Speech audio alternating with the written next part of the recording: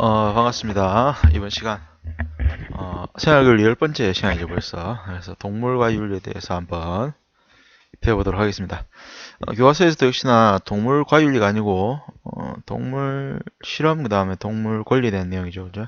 압축시켜서 동물과 윤리라고 한 제목을 한번 정해봤습니다. 자, 여러분들, 아마,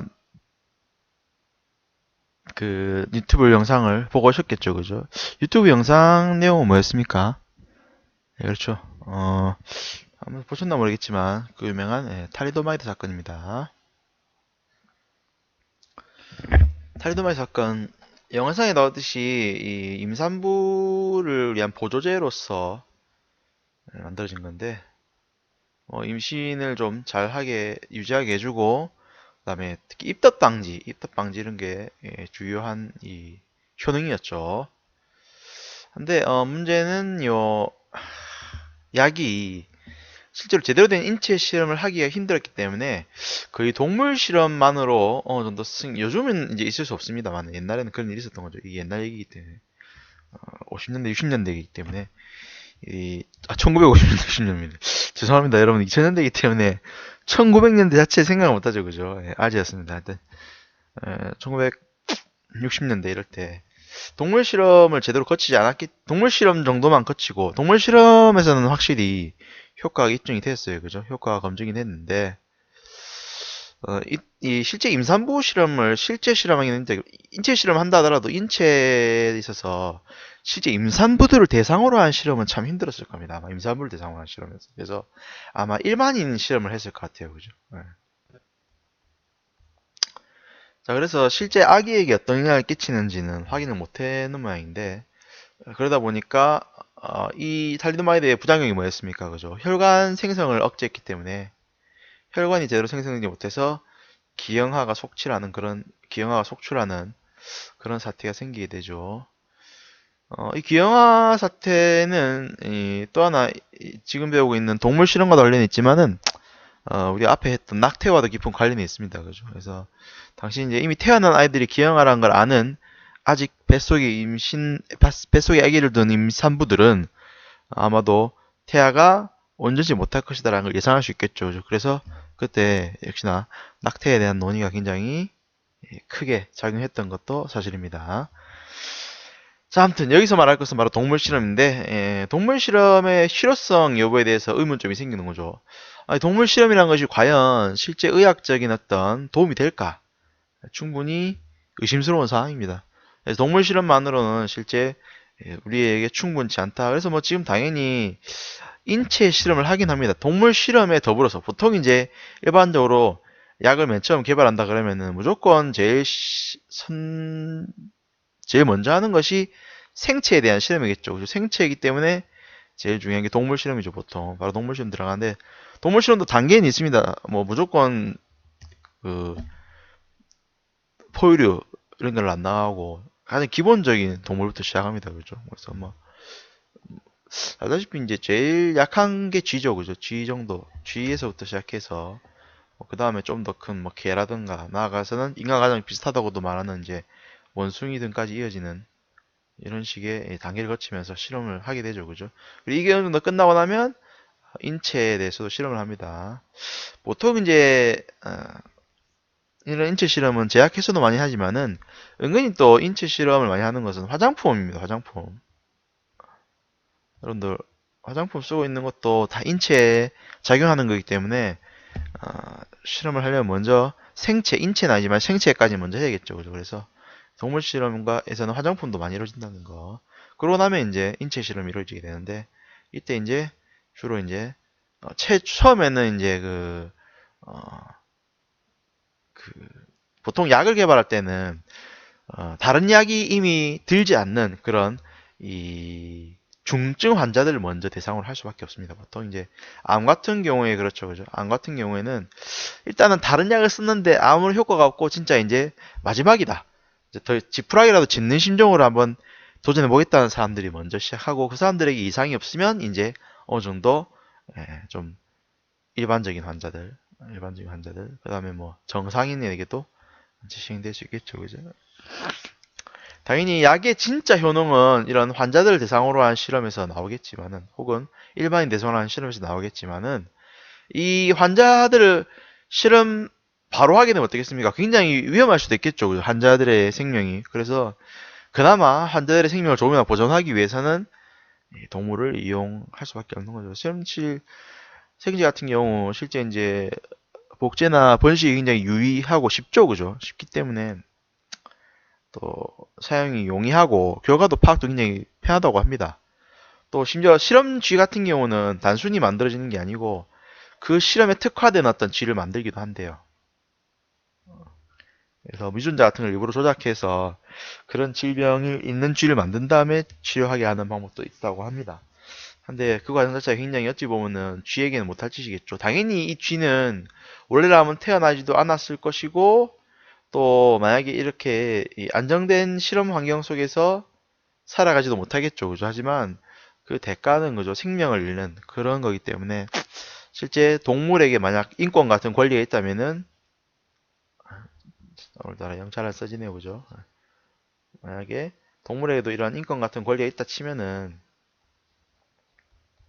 동물의 권리를 어떻게 생각하십니까? 우리가 짓밟는 행위가 되겠죠. 그죠? 그래서 이 파트에서는 동물 실험을 먼저 얘기하고 그다음에 역시나 동물에게 권리가 있다는 내용을 소개하고 있습니다. 또 하나 이 탈리도마이드 사건은 또 하나 공직자 윤리까지 얘기하고 있죠. 그러니까 이 탈리도마이드 하나 가지고 세 개 얘기할 수 있어요. 동물 실험도 얘기할 수 있고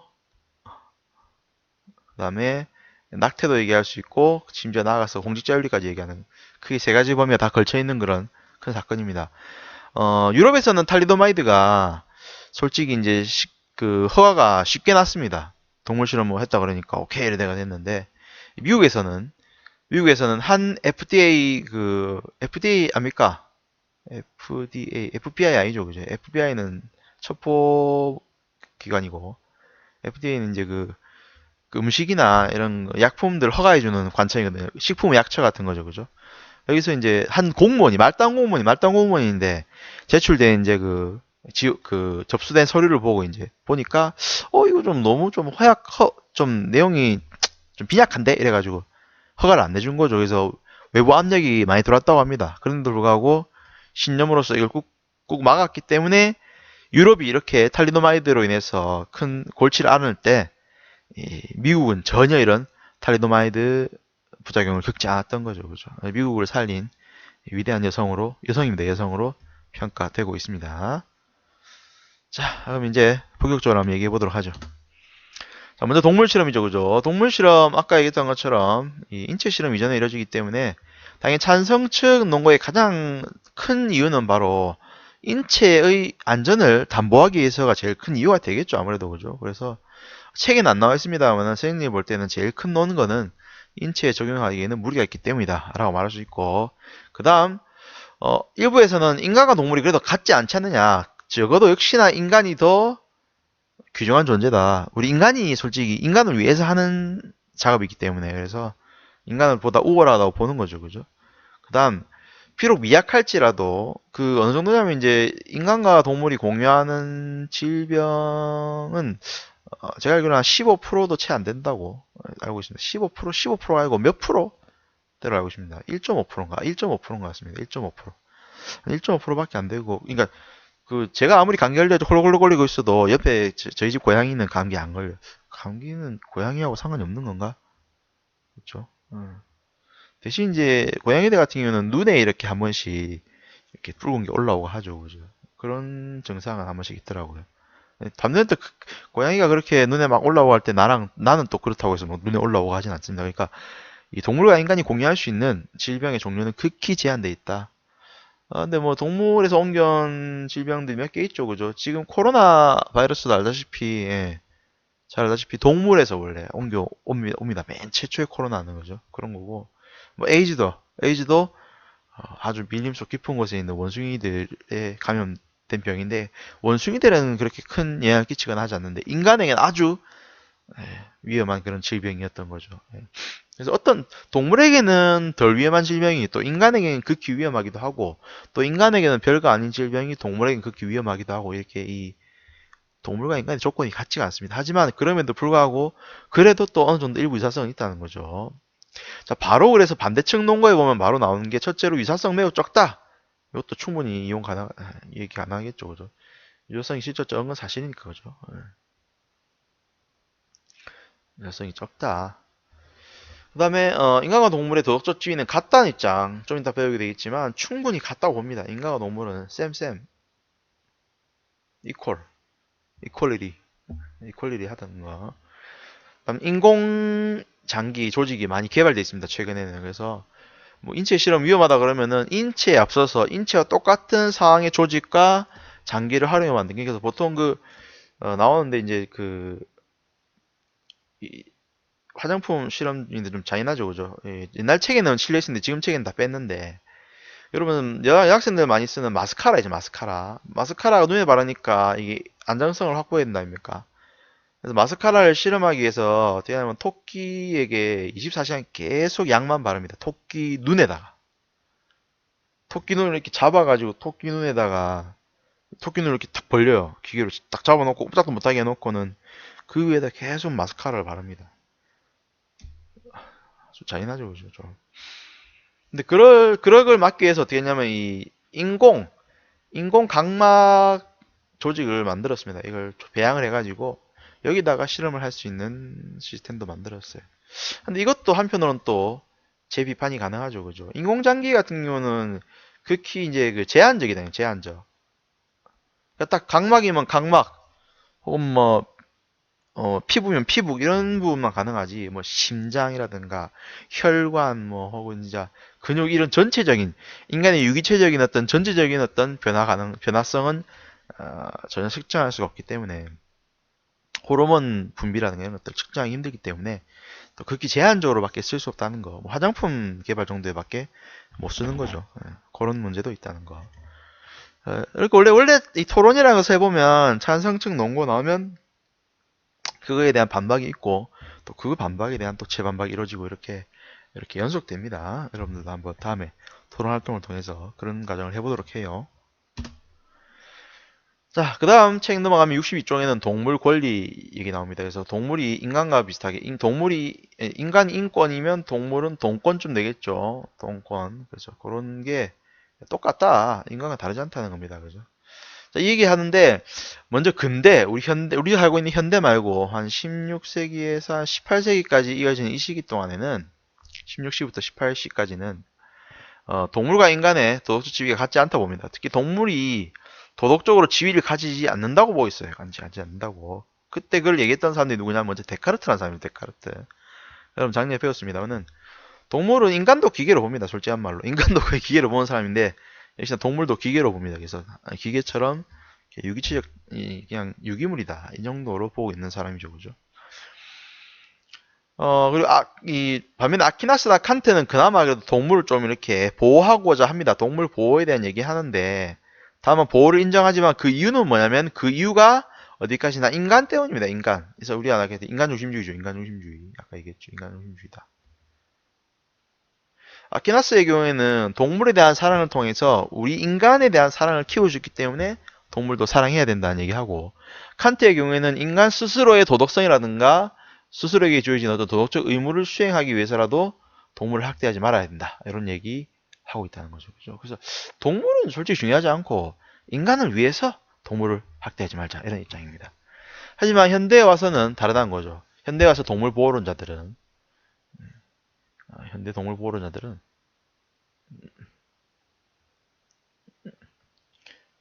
이 아다시피 쉽게 얘기해서 인간의 권리와 아까 잠깐 적었지만 동물의 권리 혹은 동물의 도덕적 지위가 다르지 않다고 보는 이런 입장이죠. 그죠?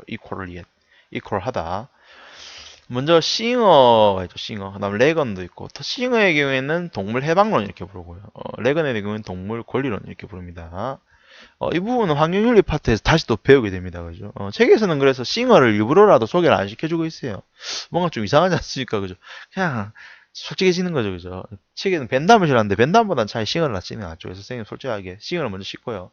다만 이 싱어의 동물 해방론은 벤담의 공리주의 기반으로 있기 때문에 실제 벤담의 입장도 싱어의 입장과 유사합니다. 유사하고 제일 중요한 게 동물이 왜 인간과 도덕적으로 지위가 같냐? 그것은 동물도 고통을 느끼기 때문이죠.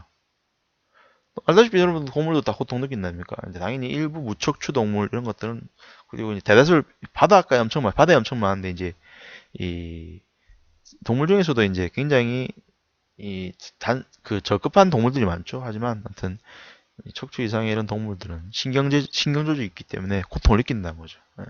그러면 고통을 느끼니까 도덕적 고려의 대상이 된다.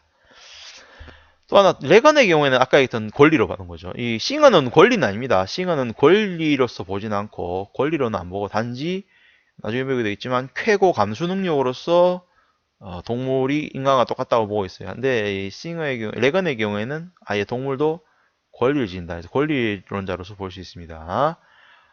동물이 이제 뭐에 권리를 가지면 삶의 주체이기 때문에 인간과 똑같아요. 여러분들도 삶을 살아가죠, 그죠? 어떻게 살아갑니까? 그냥 막 된 대로 살아갑니까? 주어진 대로. 대부분 다가 자신의 삶을 스스로 이끌어 나고자 하는 그런 의지를 가지죠, 그죠? 생존하고 싶어 하고, 위험을 피하고 싶어 하고, 그죠? 이런 것들이 삶의 주체라는 개념으로 통일될 수 있겠습니다. 그래서 인간도 삶의 주체이듯이 동물도 삶의 주체이다. 라고 말하고 있는 게 레건 되겠죠. 자, 이번 시간, 동물의 실험 찬반 논쟁 알아봤고, 동물의 권리가 있는지 없는지, 동물의 도덕적 지위에 대한 내용도 알아봤습니다. 자, 이번 주 과제, 동물 실험 찬반 중에서 한번 여러분들 입장을 한번 골라서 주장의 근거를 적어보시기 바랍니다. 자, 이것으로 수업 마치겠습니다. 여러분들, 다음 시간에 만나요. 안녕.